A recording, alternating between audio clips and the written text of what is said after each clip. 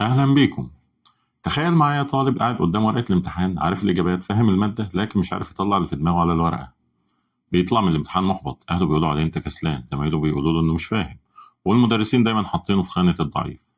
سنة ورا سنة والمجتمع كله بيأكد له رسالة واحدة: إن أنت فاشل. لكن هل ده حقيقي؟ تعال نعرف أكتر. أنا إسماعيل أحمد ودي قناة الجانب الرمادي، ويلا بينا نبدأ.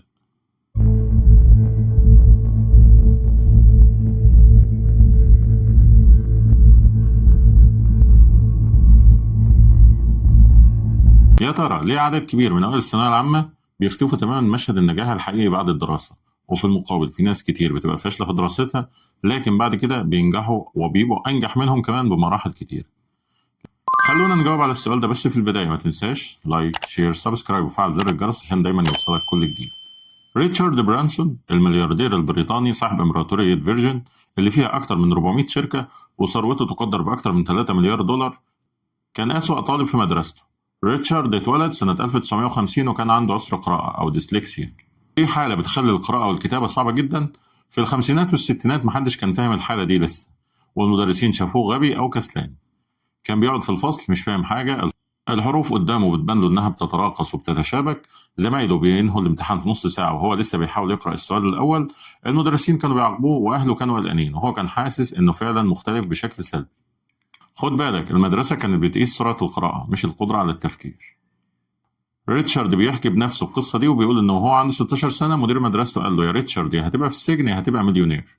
المدير كان شايف حاجة غريبة، رغم الفشل الدراسي الكامل الطالب ده كان عنده طاقة غير عادية وقدرة على إقناع الناس وجرأة في المخاطرة.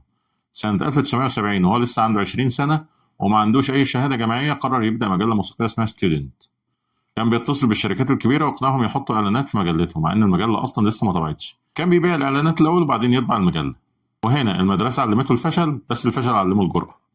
هو ما كانش بيخاف يفشل لأنه أصلا اتعود على الفشل من وهو طفل، كل يوم في المدرسة كان بالنسبة له فشل، فبالتالي الفشل في البيزنس ما كانش مخيف بالنسبة له.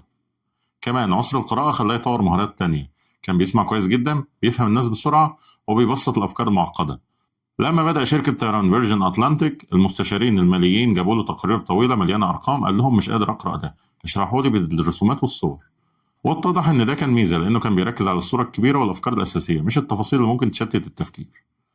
النهارده ريتشارد برانسون لسه مش عارف يقرأ ولا يكتب كويس وبيستخدم تقنيات مساعدة وعنده فريق يساعده، لكنه بنى إمبراطورية بفضل مهارات المدرسة ما قاستهاش أبدا، وهي الجرأة، القدرة على التواصل، الإبداع في حل المشاكل، وعدم الخوف من الفشل. وهنا المدرسة قاست ذكائه بمسطرة واحدة، لكن الحياة كافئته بمسطرة تانية خالص. دلوقتي تعالى نفهم ده من منظور علم النفس.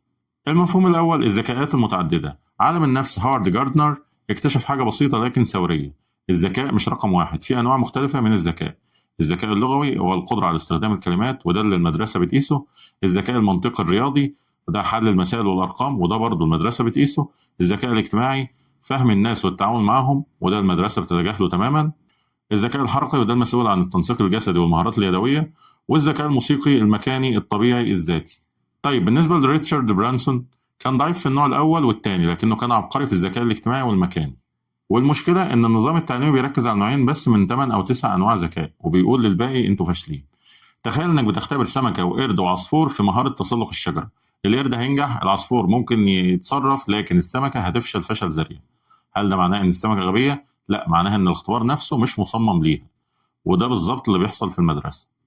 المفهوم الثاني: الجريت أو المثابرة. عالمة النفس أنجيلا داكورث عملت دراسات ضخمة على آلاف الطلاب والمحترفين، اكتشفت أن المثابرة أهم من الذكاء في التنبؤ بالنجاح طويل المدى. المثابرة بتساوي الشغف زائد الاستمرارية رغم الصعوبات.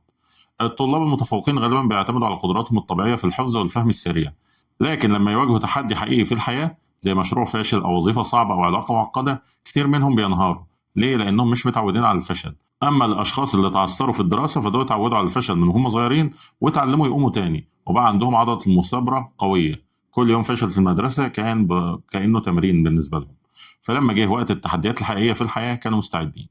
المفهوم الثالث: جروث مايند سيت أو عقلية النمو.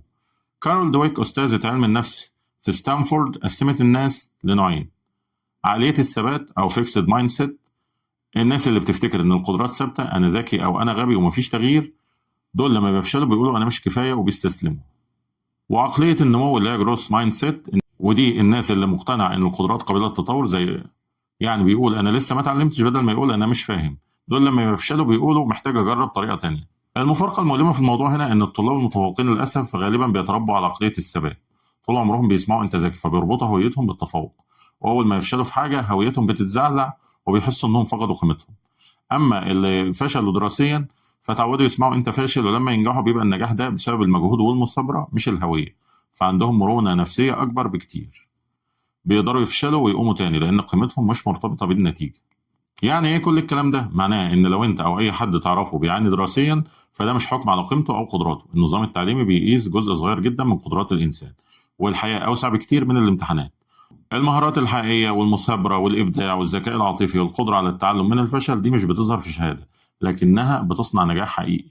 المره الجايه لما تشوف طالب متعثر ما تحكمش عليه بسرعه، ممكن يكون ده هيبني شركه او هيأسس امبراطوريه ناجحه فيما بعد. وإذا كنت أنت الطالب ده فافتكر إن الدرجات بتقيس أدائك في مجال معين بس مش قيمتك كإنسان. دلوقتي هعمل لك تجربة بسيطة. خد ورقة وقلم أو افتح نوتس في موبايلك واكتب 3 مهارات عندك المدرسة أو الجامعة ما قاستهمش أبدا. يعني مش عايز مهارات أكاديمية، عايز حاجات زي إنك بتعرف تصلح الأجهزة لما تبوظ، عندك صبر مع الأطفال، بتعرف تطبخ أكلة معينة بإتقان، بتقدر تخلي الناس تضحك، عندك قدرة على تنظيم وترتيب الأماكن. يعني باختصار أي حاجة المدرسة ما قالتلكش إنك كويس فيها. ها، كتبت ال3؟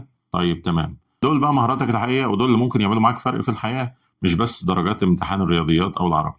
وفي الكومنتات اكتب لي إيه هي المهارة الأولى اللي أنت كتبتها، ولو مش عارف تكتب 3 ده معناه إنك محتاج تكتشف نفسك أكتر، مش معناه إنك فاشل. في النهاية افتكر دايما فهمك لنفسك هو أول خطوة للتغيير، والوعي هو مفتاحك لكل خطوة جديدة. ولو عجبتك الحلقة ما تنساش لايك شير سبسكرايب وفعل زر الجرس عشان دايما يوصلك كل جديد، وأشوفك في رحلة جديدة جوه عقلك.